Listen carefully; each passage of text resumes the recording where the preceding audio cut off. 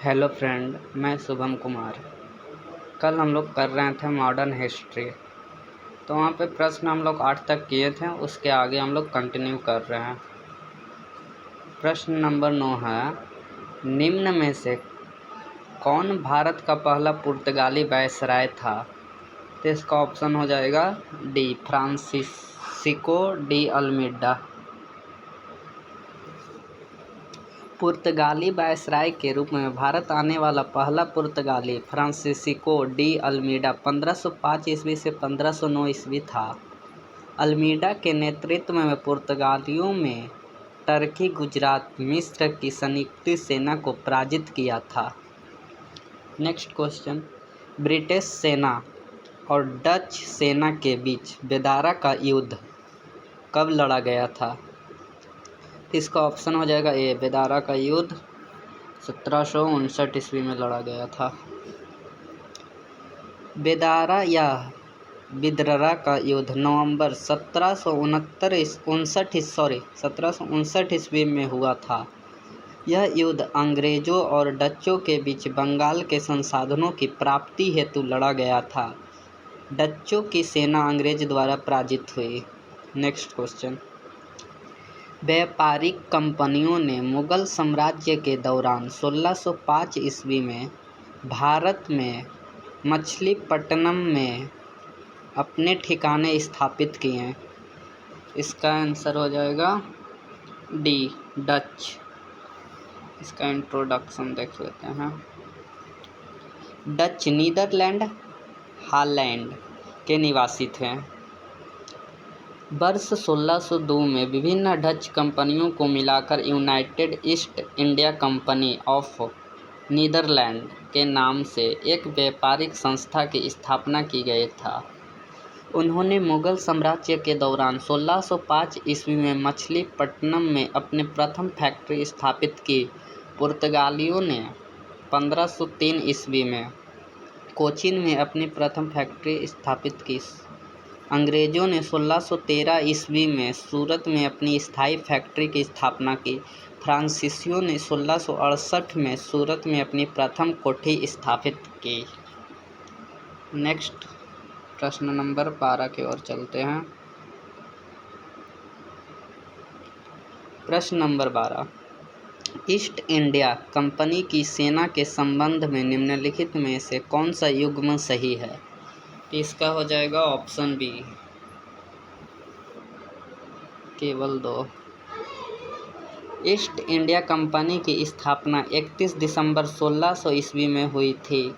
Warren Hastings east India company का पहला governor general नियुक्त हुआ। शुरुआत में कंपनी का उद्देश्य धन कमाया था, किंतु बाद में यह प्रशासनिक कार्य भी देखना लगे। बक्सर के युद्ध के बाद कंपनी ने अपना प्रभुत्व स्थापित कर लिया। मस्कट पैदल सेना के सैनिकों द्वारा इस्तेमाल की जाने वाली बंदूक थी। नेक्स्ट की ओर चलते हैं। प्रश्न नंबर 13,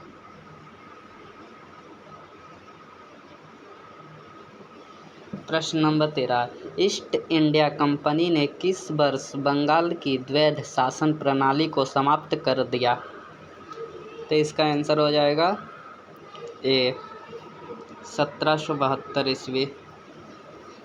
1765 ईस्वी में लॉर्ड क्लाइव द्वारा बंगाल में द्वैध शासन लागू किया गया था। 1772 में वारेन हेस्टिंग्स ने बगल में क्लाइव द्वारा लागू की गई द्वैध शासन प्रणाली को समाप्त कर दिया गया। Next, English east India company ने वर्ष में बंगाल की दीवानी प्राप्त हुई। तो इसका आंसर हो जाएगा बी, 1765 में। इंट्रोडक्शन देखते हैं। इंग्लिश ईस्ट इंडिया कंपनी को वर्ष 1765 में बंगाल की दीवानी प्राप्त हुई थी। बक्सर के युद्ध के पश्चात कंपनी गवर्नर रॉबर्ट क्लाइव और अवध के नवाब शुजा-उद-दौला और मुगल सम्राट शाह आलम द्वितीय के साथ 2 संधियां संपन्न हुई।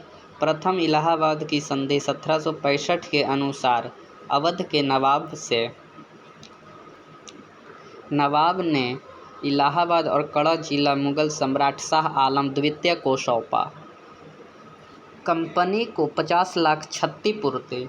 द्वितीय संधि के अनुसार 1665 मुगल सम्राट के नवाब के कंपनी द्वारा बादशाह को इलाहाबाद और कड़ा जिला कंपनी को 26 लाख वार्षिक रुपये के बदले बंगाल, बिहार, उड़ीसा की दीवानी। नेक्स्ट देखते हैं। प्रश्न नंबर 15, निम्न में से किस वर्ष बंगाल की दीवानी ईस्ट इंडिया कंपनी को हस्तांतरित की गई थी? तो इसका हो जाएगा सी 1765 ईस्वी में।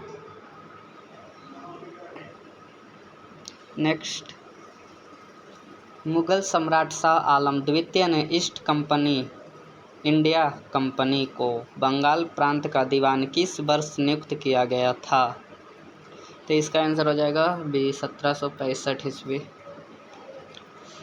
शाह आलम द्वितीय 1759 ईस्वी से 1806 ईस्वी इसका नाम अली गौहर था।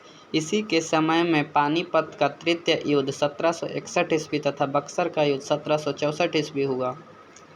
बक्सर युद्ध के पश्चात दोनों पक्षों के मध्य अगस्त 1765 ईस्वी में इलाहाबाद की संधि हुई, जिसमें निम्नलिखित शर्तें थीं। अवध के नवाब शुजा-उद-दौला ने अंग्रेज को 50 लाख रुपया देने स्वीकार किया। कड़ा एवं इलाहाबाद के जिले मुगल बादशाह को दे दिए गए। शाह आलम ने अपने फरमान द्वारा ईस्ट इंडिया कंपनी को बंगाल, बिहार तथा उड़ीसा की दीवानी स्थायी रूप से दी तथा बदले में कंपनी सम्राट को 26 लाख रुपया दी। वीडियो अच्छा लगे तो लाइक, कमेंट, शेयर ज़रूर करें। मिलते हैं नेक्स्ट वीडियो में। इसके आगे